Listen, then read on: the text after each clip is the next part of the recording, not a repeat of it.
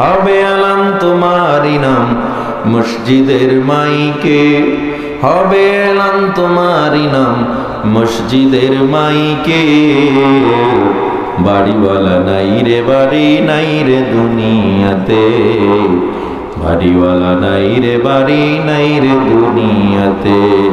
চোখেরই পলকে তুমি হতে পারো লাশ, চিরতরে বন্ধ হবে তোমারই নিঃশ্বাস। হবে এলান তোমারই নাম মসজিদের মাইকে, হবে এলান তোমারই নাম মসজিদের মাইকে। বাড়িওয়ালা নাই রে বাড়ি নাই রে দুনিয়াতে, বাড়িওয়ালা নাই রে বাড়ি নাই রে দুনিয়াতে। মুসনাদে আহমদ 18,534 নম্বর হাদিস। এই হাদিসটা আবু দাউদ শরীফেও বর্ণনা হয়েছে,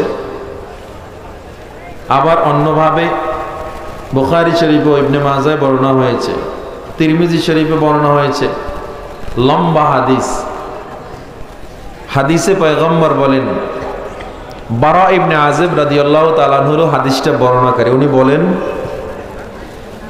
খরাজনা মা'আন নবী সাল্লাল্লাহু আলাইহি ওয়াসাল্লাম, আমরা একদিন নবীজির সাথে একটা জানাজায় রওনা দিলাম। কিসে? কেমন জানাজা? বলে ফি জিনাজাতিম রাজুলুম মিনাল আনসার, একজন আনসারী সাহাবীর জানাজায় আমরা রওনা দিলাম। নবীজি জানাজার একেবারে কিনারায় চলে আসছে। এই গ্রামে ওই যে এখানে জানাজা হবে, ঠিক আগে একটা কবর খনন হচ্ছিল। লাম্মা ইউলহাদ, কবরটা এখনো পরিপূর্ণ খনন হয় না, কাজ চলতেছিল। সাহাবী বলেন ফান্তাইনাহু, আমরা সেখানে দাঁড়ায় গেলাম। সেখানে দাঁড়ায় গেছে কেন? কয় নবীজি প্রথম সেখানে দাঁড়াইছেন। কেন দাঁড়াইছেন? কবর খনন দেখতেছে নবীজি, কোনো কথা বলতেছে না। মুরব্বীদের হাতে লাঠি থাকলে দেখবেন মাটি আঁকা আঁকি করে আর কথা বলে, ঠিক না?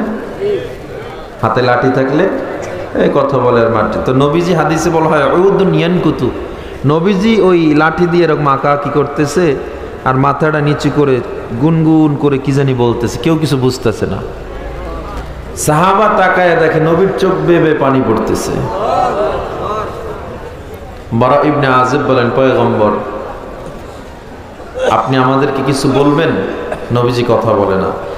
তখন সাহাবায়ে কেরাম এমন সিরিয়াস হইছে, বলে কান্না তয়র আলা সাদর, আমরা এমন ভাবে বসেছিলাম যে আমাদের গায়ে পাখি পড়লেও উড়ে যেত না, আমরা এমন ভাবে গাছের মতো বসেছিলাম। ফারাফা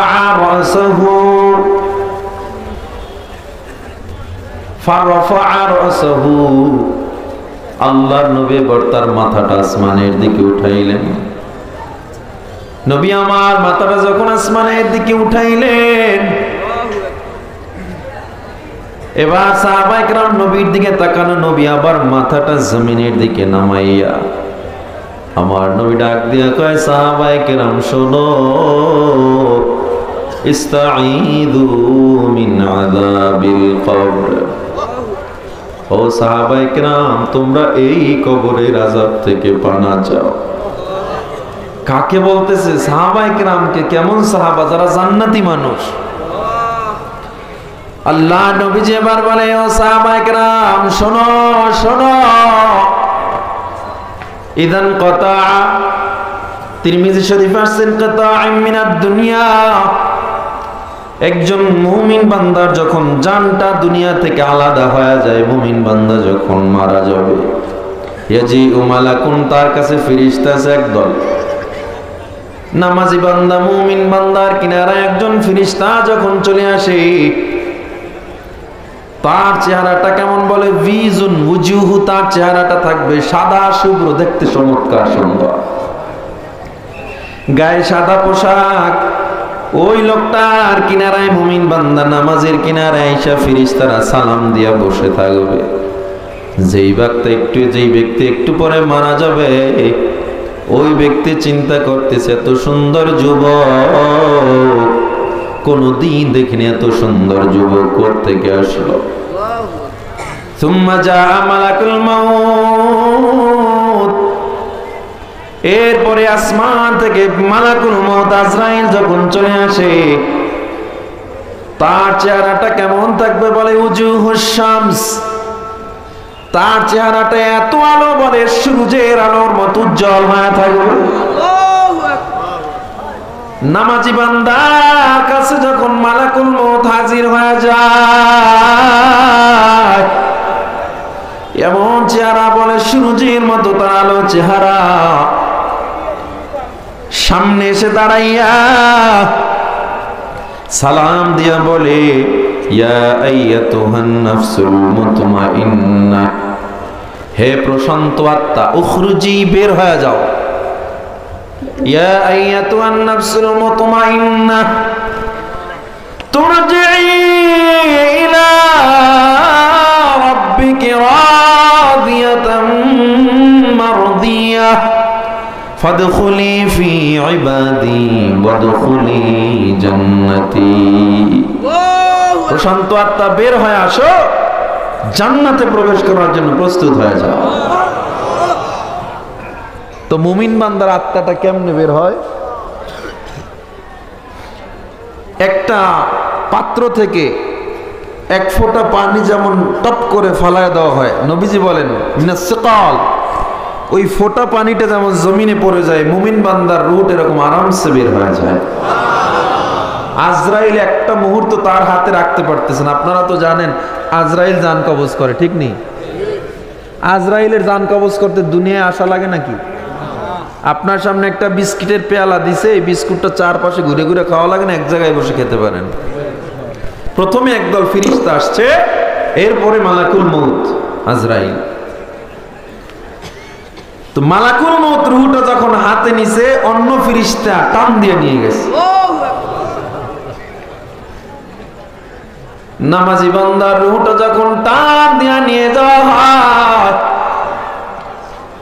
আজরাইল আর রূহটা রাখতে পারে না, ফিরিস্তারা সুম্মা ইয়ামুরুন, এই নামাজি মুমিন বান্দার রূহটা নিয়ে আসমানের দিকে রওনা দেয়। কে কার আগে জান্নাতে নিয়ে যাবে, ওই রূহটারে কি খালি হাতে রাখবে? কয় না না না, এই বান্দার মাওলাকে পাওয়ার জন্য নামাজ ছাড়ে না, রোজা ছাড়ে না, এত কষ্ট খাবার ছিল না, এরপরও বান্দা হারাম খায় নাই, এত কষ্ট বান্দার। ওরে বান্দা ঘরে মাস চলে গেছে, গরুর গোশত দিয়া খানা খাইতে পারে না, এরপরও বান্দা কখনো দেখবেন গ্রামীণ ব্যাংক থেকে সুদে টাকা নেওয়ায় না। এই বান্দার রূহটারে আমার আল্লাহ সাধারণ কোন রুমাল দিয়া ধরবেন না। হানুতুম মিন হানিতিল জান্নাহ, হানুতুম মিন হানুতিল জান্নাহ, কাফানুম মিন কাফানিল জান্নাহ। এই রূহটাকে ধরার জন্য আমার আল্লাহ জান্নাত থেকে একটা কাফনের কাপড় পাঠায়া দিছে। শুধু তাই নয়, ওই কাফনের সাথে আমার আল্লাহ আবার বান্দা ওই কাফনের সাথে জান্নাতের সুগন্ধি লাগায়া দিছে। রূহটাকে যখন পেঁচায়া দৌড় দিছে, প্রথম আসমানে যাওয়ার পর প্রথম আসমানের ফিরিস্তারা সালাম দিছে, কাকে নিয়ে আসছো, কাকে নিয়ে আসছো, এত সুন্দর সুগ্রাণীওয়ালা রূহ কার? ওই ফিরিস্তারা তখন বলে ফুলান ইবনু ফুলান। কারে নিয়ে আসছি? কয় কেওরা বুনিয়ার অমুকের বাবার অমুকের সন্তানের রূহ নিয়ে আসছে। ফিরিস্তারা বলে তাড়াতাড়ি দরজাটা খুলিয়া দাও, এই রূহটা এখানে থাকার না, আল্লাহর আরশ পর্যন্ত রূহটারে নিয়ে যাও। নামাজি বান্দার রূহটার আল্লাহর আরশের দিকে যখন দিয়ে রওনা দিবে, দ্বিতীয় আসমানের ফিরিস্তারা আবার সালাম দিয়ে দরজা খুলে দিবে। একজন একজন করে 7 আসমান পর্যন্ত চলে যাবে। সপ্তম আসমানে যখন চলে যাবে, আমার আল্লাহ ডাক দিয়ে বলবে, কাকে নিয়ে আসছো?